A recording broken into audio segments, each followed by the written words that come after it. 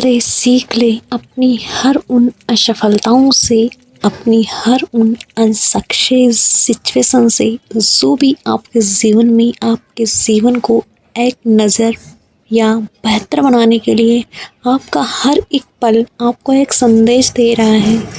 हो सके तो आप अपने टाइम को बेस्ट कर लो। एक एक पल आपसे वो उम्मीद कर रहा है, जिससे आप अपनी राह की मंजिल को देख रहे हो, अपने गोल के उस प्यारे से क्षण को देखना चाहते हो अपनी लाइफ में। तो हो सके तो आप अपनी एक एक मिनट को यूटिलाइज कीजिए। आपके उन सपनों के प्रति आपको हर दिन अपने खुद को पॉजिटिविटी के साथ, आपको हर क्षण को पॉजिटिविटी से सींचना है और अपने मन को कंट्रोल करके आपको बहुत बेटर करना है।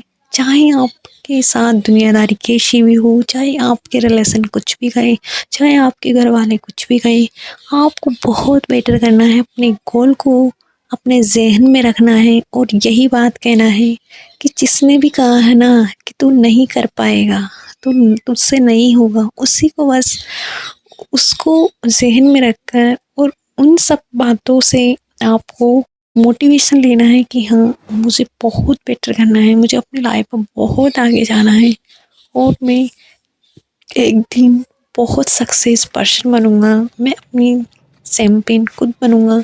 मैंने अपनी नियति खुद लिखूंगा। खुद अपनी ज़िंदगी का मैं जो कुछ भी पाऊंगा वो अपनी स्ट्रगल से, अपनी मेहनत से, अपने विचारों से पाऊंगा। हेलो दोस्तों, और आप सबकी तैयारी कैसे चल रही है और आप इन लास्ट दिनों में कैसा महसूस कर रहे हो? क्या आपको टेंशन हावी हो रही है? क्या आपके मन में नेगेटिव थॉट्स हावी हो रहे हैं? क्या आपको ये सोचने पर मजबूर कर रहे हैं नेगेटिव थॉट्स? क्या पता एग्ज़ाम का पैटर्न कैसे आएगा, पेपर बहुत हार्ड आएगा, क्या पता हमें 100 क्वेश्चन के पार भी जा पाऊँगा या नहीं जा हो पाएंगे, हमसे सोल्व हो पाएंगे। बहुत से स्टूडेंट्स, उनकी बहुत ज़्यादा तैयारी है, 4-5 साल से तैयारी कर रहे होंगे, 1-2 साल से तैयारी कर रहे होंगे, उनका पेपर बहुत अच्छा जाएगा। मैं तो अभी 4-5 महीने से तैयारी कर रहा हूँ। इस सबके मन में डाउट्स आते हैं। बहुत की तैयारी 4-5 बार रिवीजन किया होगा, किसी ने 6-7 बार रिवीजन किया होगा, मेरा तो 1 ही बार हुआ है, मेरा तो 2 ही बार हुआ है। ये सबके मन में डाउट्स आते रहते हैं। तो देखिए दोस्तों, ये सबकी शैली अलग अलग है, सबका जो पढ़ने का अंदाज है वो भी अलग है। कोई कैसे पढ़ता है, कोई कैसे पढ़ता है। और रही बात टाइम की, 4-5 साल हो गए या किसी को 5 मंथ ही हुए, तो ये बिल्कुल मत सोचिए कि वो 5 मंथ वाला भी कई बार फर्स्ट रैंक आ जाती है और 4-5 साल वाला भी पीछे रह जाता है। ये पढ़ने के ऊपर डिपेंड करता है। वो हमारा वहाँ पर जो माइंड होता है ना, ये उसका खेल है। वहाँ पर जो हमारा माइंड है ना, वो कैसे वर्क करता है। अगर हमारी अच्छी खासी तैयारी है ना, अगर हमने 1 साल से भी प्रिपरेशन बहुत अच्छे से कर रहे हैं और अगर हमने वहाँ पर मतलब कि एग्ज़ाम हॉल में अपनी ये सोच लेना पेपर दे के कि मेरे तो कुछ नहीं आ रहा। अगर आपको शुरुआत में 1-2 क्वेश्चन ऐसे लगे जो आपको नहीं आ रहे, तो अब वहीं से आपका माइंड ना वो नेगेटिव हावी हो जाएंगे। नेगेटिव थॉट्स, कुछ नहीं आ रहा, पेपर बहुत हार्ड आया है, तो बस आपको आते आते भी 10 से 15 सवाल गलत होते चले जाएंगे। और जो भी आपका माइंड है ना, वो बहुत सच बोल रही हूँ, अगर पेपर आए ना आपके हाथों में, तो वो ना पेपर आने के 15 मिनट तक आप पर वो दिमाग का ना प्रेशर बहुत ज़्यादा इंपॉर्टेंट होता है। और 15 मिनट सच में जो भी आपका इजी सब्जेक्ट है ना, जो भी आपको बेस्ट आ रहा है ना, मतलब कि आपके ऊपर पूरी कमांड, मतलब बहुत अच्छा आ रहा है ना, उस पर जाओ, वहीं पे जाओ और क्वेश्चन को बस उसी से अटेंड करने लगो। क्योंकि अगर आपने दूसरे पार्ट को छोड़ लिया, अगर 1 से 2 क्वेश्चन भी नहीं आए ना, तो सच मानो आपके बहुत सारे क्वेश्चन गलत हो जाएंगे और आपके ऊपर वो क्या हावी हो जाता है प्रेशर वहाँ का कि पेपर बहुत टफ आया है, हमसे नहीं आ रहा, सबसे आ रहा होगा। भाई सबकी हालत ऐसी होती है, पर वो 10 से 15 मिनट वेरी वेरी इंपॉर्टेंट होते हैं। फिर तो क्या हमारा जो माइंड है ना, वो उसी पेपर के अनुसार ढल जाता है। लेकिन शुरुआती जो था ना, जैसे मैंने मतलब शुरुआती 10-15 मिनट वेरी वेरी इंपॉर्टेंट होते हैं। जैसे मैंने फर्स्ट ग्रेड में किया था ना, अगर मैं 10 से 15 मिनट ना जो खुद पर मतलब प्रेशर को हावी ना होने देती और खुद को समझ लेती ना, और अगर सच बोल रही हूँ मैं, आज ना फर्स्ट ग्रेड बन जाती और मतलब मेरे सब्जेक्ट में बहुत अच्छे नंबर थे। और जीके की वजह से 3 क्वेश्चन में नेगेटिव में चली गई, नेगेटिव हो गई ज़्यादा, तो बस 3 क्वेश्चन की वजह से रह गई। तो इसी प्रकार से अगर आपकी बहुत अच्छी तैयारी है ना, तो आप बिल्कुल इन नेगेटिव थॉट्स, नेगेटिव बिलीव, जो भी आपके नेगेटिव लोग हैं जो भी कह रहे हैं पेपर ऐसा आएगा, बहुत कम पोस्ट है, अब तो आरपीएससी में क्या हालत कर रखी है देखो। पॉलिटी फर्स्ट ग्रेड में तो दो दो मतलब 5-6 जने ही पास हुए हैं। ऐसे वैसे बहुत से नेगेटिव थॉट्स आएंगे, बहुत से आपको डरा जाएगा, धमकाया जाएगा। आपके मन में वो हाव है ना, वो आपको भर देंगे कि हाँ ऐसा आएगा, बहुत बड़ा पैटर्न है, हमारी की तैयारी धरी की धरी रह जाएगी। यानी इन सब चीज़ों से हटो और ना जो भी आपके पास में कंटेंट है ना, जो भी आपने अगर आपने जो भी आपके पास बुक है ना और उसको आपने हाईलाइट किया ना यूँ देख के, वो पेन से भी किया है, रूल से किसी से भी किया है ना, उस बुक को उठाओ।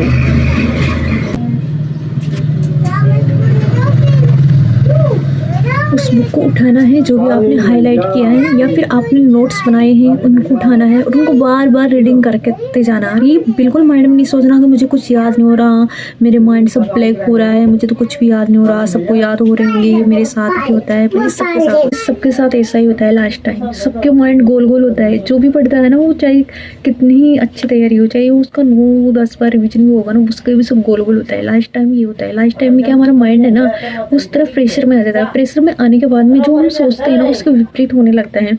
इसलिए आपको ना जो नेगेटिव थॉट्स, इन सब बातों से दूर हटकर आपको पॉजिटिव सोचना है और अपना सिलेबस लेना है ना।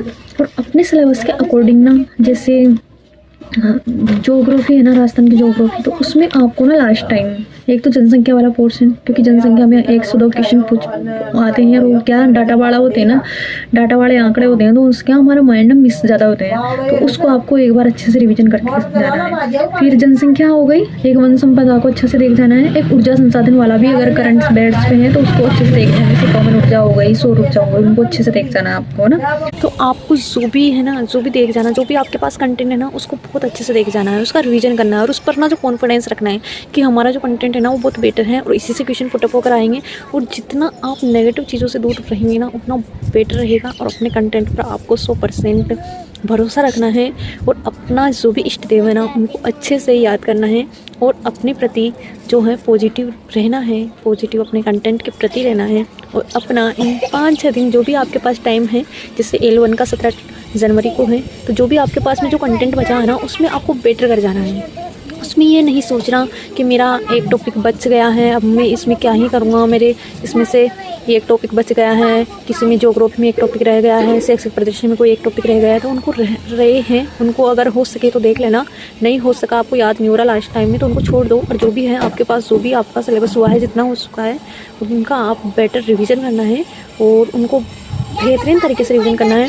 और मैं तो कहती हूँ कि नेगेटिव लोग और जो भी यूट्यूब पर मैराथन वगैरह हैं, इन सबसे बचिए दोस्तों, सच बोल रही हूँ, इन सबसे बचिए। ये लास्ट टाइम में बोलते हैं कि इतने क्वेश्चन मिल जाएंगे, इनको देखिए। पर जो भी आपके पास कंटेंट है ना, इन्हीं को अगर आप एक से, क्योंकि कोई भी चीज़ ना एक बार पढ़ने से कभी याद नहीं होती। और अगर आपने लास्ट टाइम 5 दिन में कितनी बार देख लोगे आप यूट्यूब से? 1 बार, 2 बार देख सकते हैं। इतना टाइम है आपके पास। एक मतलब कि 100 सवाल लिए आएंगे, 100 सवाल, 100 क्वेश्चन में से ना आपको 1 घंटा खर्च हो जाएगा।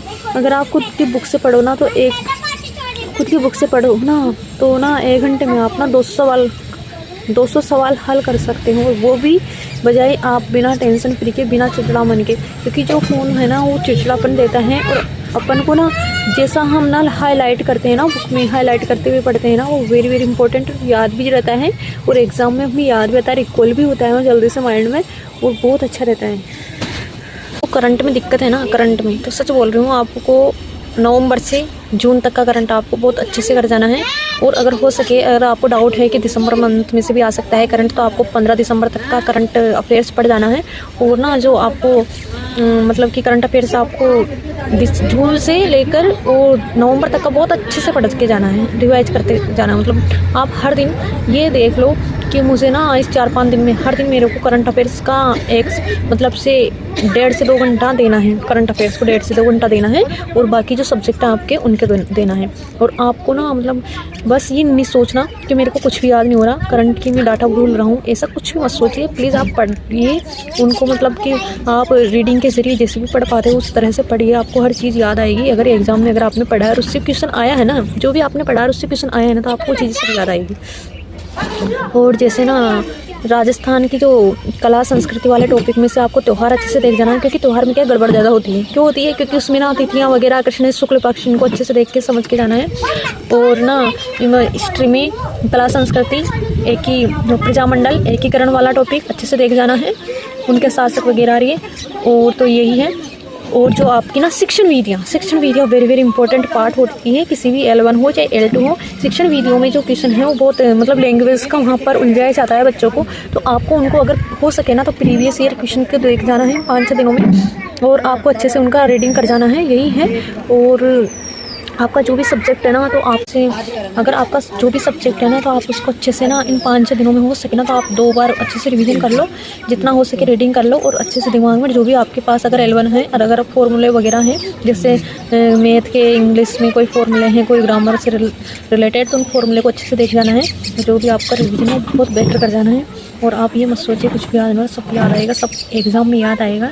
ये हर स्टूडेंट को लास्ट टाइम में ना बहुत ऐसा लगता है कि मुझे कुछ भी याद नहीं आ रहा, क्या हो रहा है क्या नहीं हो रहा, तो सब याद आता है। जो भी हम पढ़ते हैं ना वो सब याद आता है, अगर उनसे रिलेटेड कोई क्वेश्चन आए तो ज़रूर याद आते हैं। तो यही है। और मिलते हैं बस, तो आज के व्लॉग में इतना ही। थैंक यू सो मच, मिलते हैं कल के व्लॉग में। Bye bye.